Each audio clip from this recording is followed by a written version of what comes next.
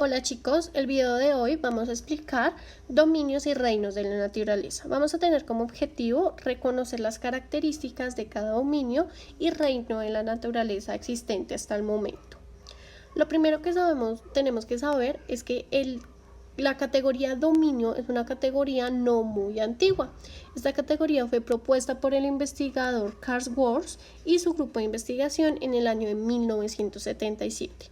Él se encontraba realizando un estudio de investigación en un bosque húmedo tropical y se dio cuenta que en una pequeña área podía encontrar un gran sinnúmero de organismos que él no podía clasificar en las categorías ya postuladas. Para esto, él propone una nueva categoría, siendo la más general de todas dentro de la clasificación taxonómica, que se denomina dominio. Los dominios, él postula tres dominios: el Eubacteria, Archaea y el Eukarya. Vamos a tener organismos muy antiguos hasta los organismos presentes que van a ser clasificados generalmente en estas tres categorías, teniendo en cuenta solamente sus características citológicas. ¿Eso qué quiere decir? Voy a tener características si sus células procariota o si sus células eucariota. Los organismos que se componen por células procariotas pertenecen a los dominios Eubacteria o Archaea, y los que tienen células eucariotas pertenecen al dominio Eukarya. Debemos tener en cuenta que el dominio más antiguo es el Archaea. No es muy conocido, pero se conoce que de este dominio existen o pertenecen los organismos más antiguos que viven en el planeta Tierra. Vamos a comenzar con el dominio Archaea. Sus características es que son organismos procariotas unicelulares. Se sabe que existen hace aproximadamente 3.500 millones de años, a pesar de que hace poco fueron identificados, y principalmente van a ser bacterias extremófilas. ¿Qué son bacterias extremófilas? Son bacterias que viven en ambientes extremos. Aquí estamos visualizando un cuadro en donde voy a encontrar diferentes filus o filum de este dominio. ¿Listo? Vamos a encontrar el filum Euriarchaeota, en donde voy a encontrar arqueas o bacterias extremófilas termófilas, que eso quiere decir que están capacitadas a sobrevivir en ambientes de temperatura muy altas o muy bajas. Metanógenas, que tienen la capacidad de existir o de vivir en ambientes donde encuentro metano. Halófilas, que están capacitadas de vivir en ambientes muy salados, y acidófilas, que están capacitadas de vivir en ambientes muy ácidos. El otro filum es el Crenarchaeota. Voy a encontrar las arqueas hipertermófilas. Estas bacterias están capacitadas de vivir en ambientes de temperaturas muy bajas, donde no encontraríamos ningún otro tipo de organismo. Voy a tener el Corarchaeota, que son arqueas termófilas de hidrotermales, es decir, de agua con temperaturas muy altas. Nanoarchaeota, que van a ser arqueas de tamaños muy pequeños.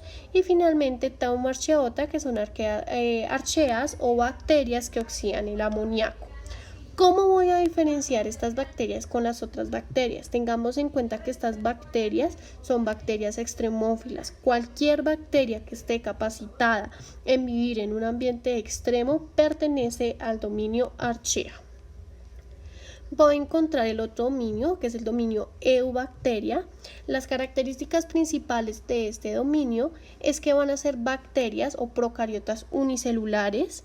Son los seres vivos más abundantes que vamos a encontrar en el planeta Tierra, ya que tienen un gran éxito biológico en cuanto a su reproducción, en cuanto a su capacidad de evolucionar y adaptarse rápidamente, y habitan en ambientes muy diversos. Todas las bacterias que pertenezcan al dominio de bacterias son las que vamos a encontrar en cualquier superficie, las que encontramos en la piel, las que encontramos en los elementos que utilizamos diariamente, la que vamos a encontrar, digamos, en los cuadernos, en cualquier cosa que nosotros queramos ver a nuestro alrededor, vamos a tener presencia de bacterias.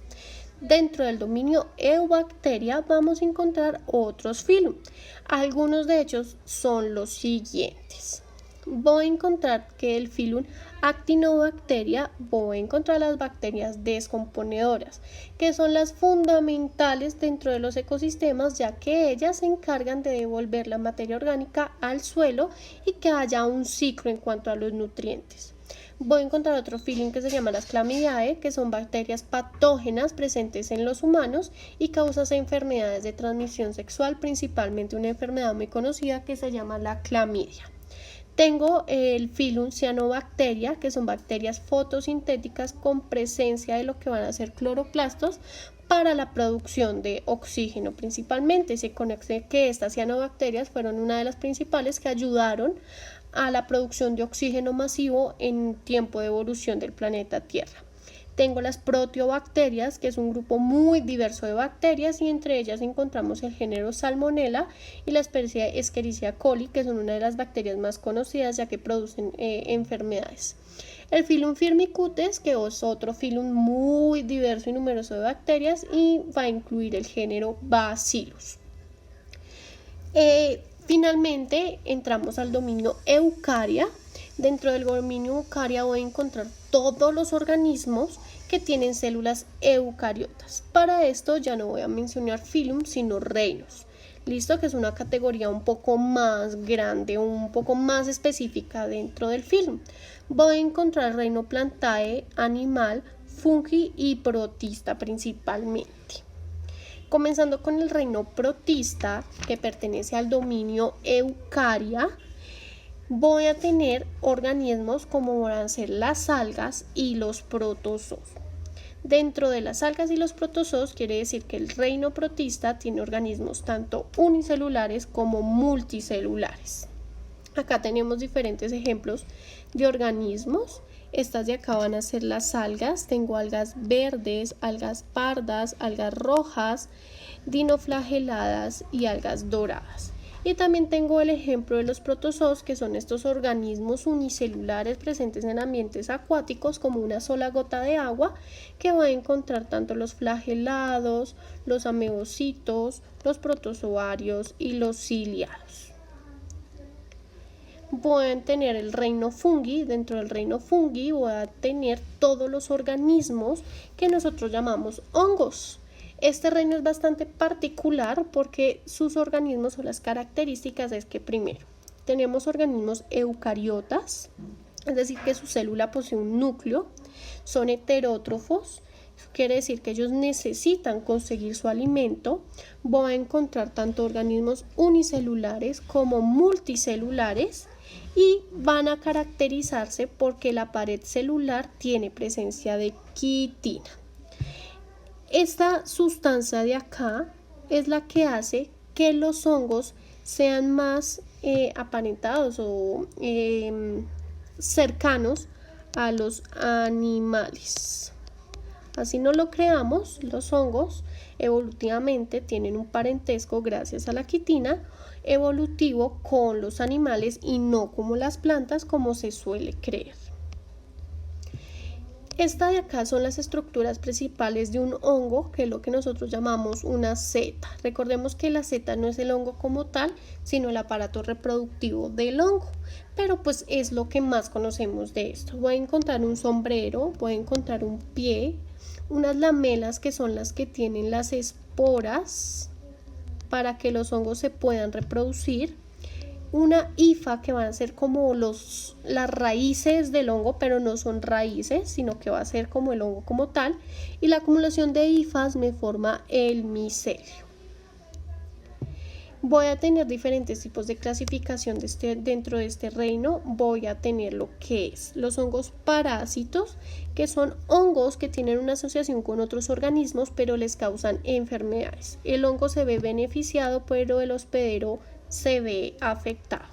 Voy a tener hongos mutualistas, que son normalmente conocidos como las micorrizas, en donde ambos organismos se ven beneficiados de esa relación. Voy a tener tanto ectomicorrizas, que es cuando yo puedo ver la seta, o endomicorrizas, que es cuando no veo el hongo. Y voy a tener los hongos saprófitos, que estos hongos tienen una función principal en los ecosistemas y es descomponer la materia orgánica. ya sea de organismos como animales o de plantas como tal.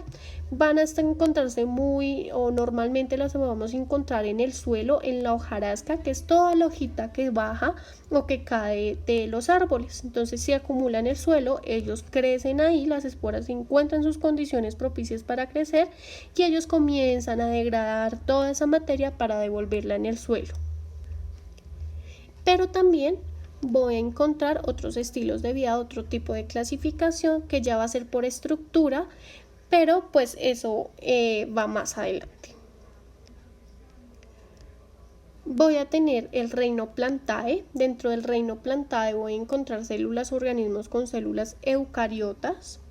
Van a ser pluricelulares, ¿eso qué quiere decir? Que yo tengo tejidos diferenciados que cumplen una función específica en el organismo.